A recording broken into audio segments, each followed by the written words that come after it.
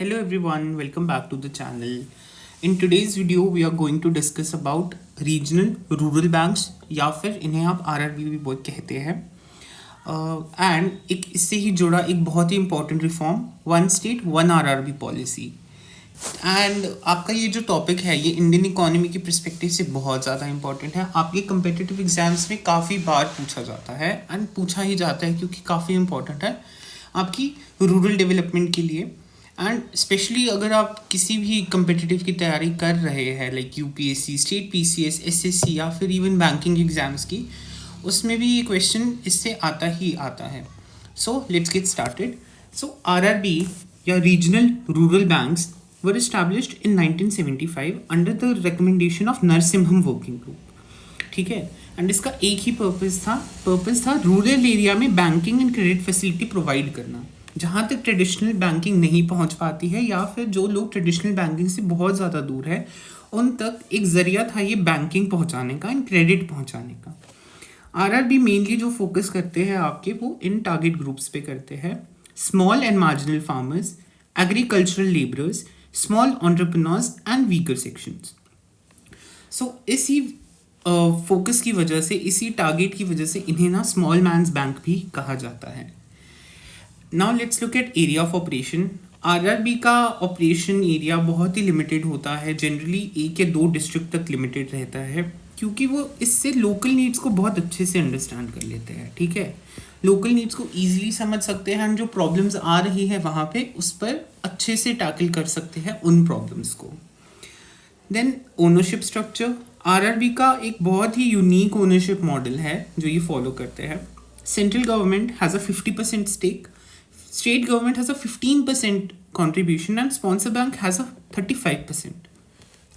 अब आप सोच रहे होंगे कि स्पॉन्सर बैंक क्या होता है। स्पॉन्सर बैंक कोई ऐसी अलग से कोई एंटिटी नहीं होती, आपका एक पब्लिक सेक्टर बैंक ही होता है जो आपके आरआरबी को सेटअप भी करता है एंड उसको सपोर्ट भी करता है साथ में।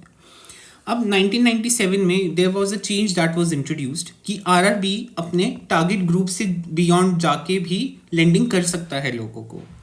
And it's a very important point to note कि इनका प्रायोरिटी सेक्टर लेंडिंग जो होता है वो 75% ऑफ टोटल लोन्स होता है।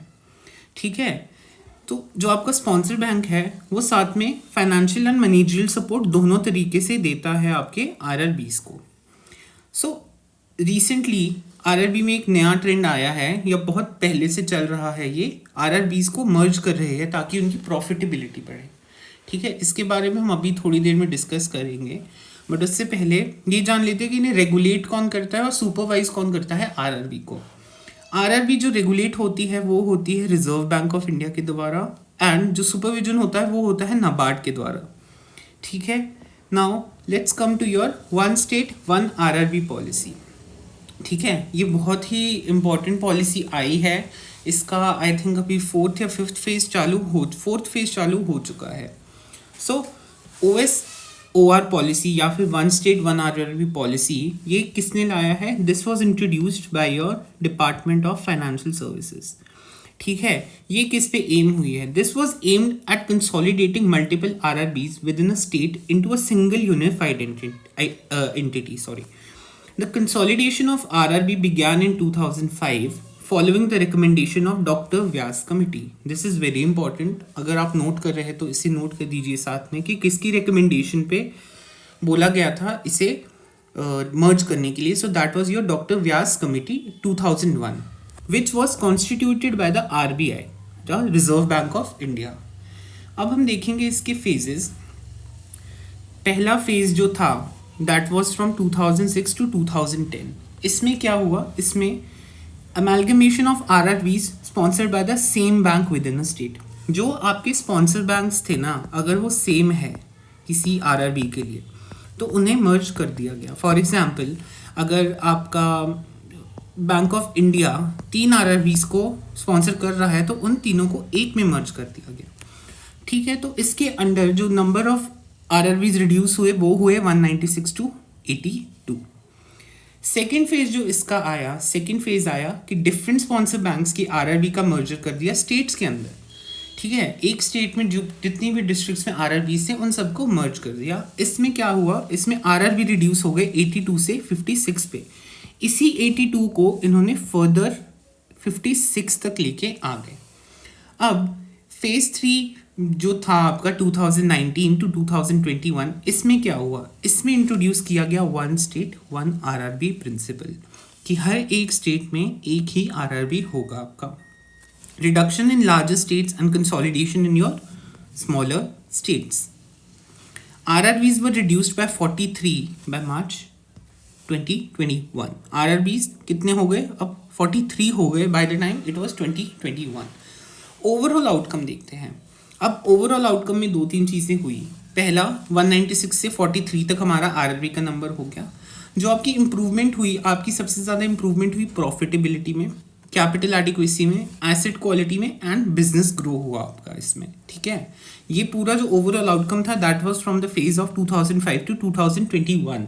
जो आपके 16 सालों में क्या क्या चेंजेस आए आपके और किस किस चीज़ों में चेंजेस आए, वो थे आपकी profitability, capital adequacy, asset quality and your business growth. Now let's look at phase 4 जो फाइनेंशियल ईयर 2025 ऑनवर्ड्स स्टार्ट हुई है। Further consolidation under OSOR। The total number of RRB reduced from 43 to 28। ठीक है, अब RRBs कितने हो गए हैं, 43 से 28 हो गए हैं। ये है आपका one state one RRB policy. Each restructured RRB is to have an authorized capital of 2000 crore enabling a stronger credit expansion। ठीक है, इससे क्या होगा कि आपका क्रेडिट जो होगा ज़्यादा अच्छे से एक्सपैंड हो पाएगा। ठीक है, अब इसका इम्पैक्ट देख लेते हैं 2-3 पॉइंट्स में। RRBs ने फाइनेंशियल ईयर 2023 एंड 24 में अपना जो नेट प्रॉफिट रिकॉर्ड किया है दैट वाज 7,571 करोड़। ठीक है, OSOR पॉलिसी से आपके 2-3 चीज़ें और सामने आई हैं, जैसे कि इंक्लूसिव रूरल डेवलपमेंट एंड आपकी जो रूरल इकोनॉमी है वो बहुत ज़्यादा स्ट्रेंथन हुई है। एंड साथ में आप ये भी बोल सकते हैं कि फाइनेंशियल इंक्लूजन की जो बात हम करते आते हैं बहुत पहले से कि फाइनेंशियल इंक्लूजन करना है रूरल एरियाज़ का, उसमें भी थोड़े हमें बेटरमेंट दिखी है पहले से। So in conclusion RRB Indian banking system का एक बैकबोन है फॉर रूरल इंडिया।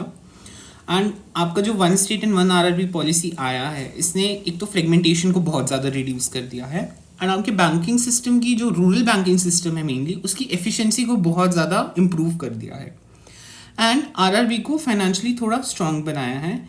एंड ये रिफॉर्म्स क्लियरली शो करते हैं कि बैंकिंग रिफॉर्म्स रूरल डेवलपमेंट को डायरेक्टली इम्पैक्ट करते हैं, ठीक है, उनके बेटरमेंट के लिए।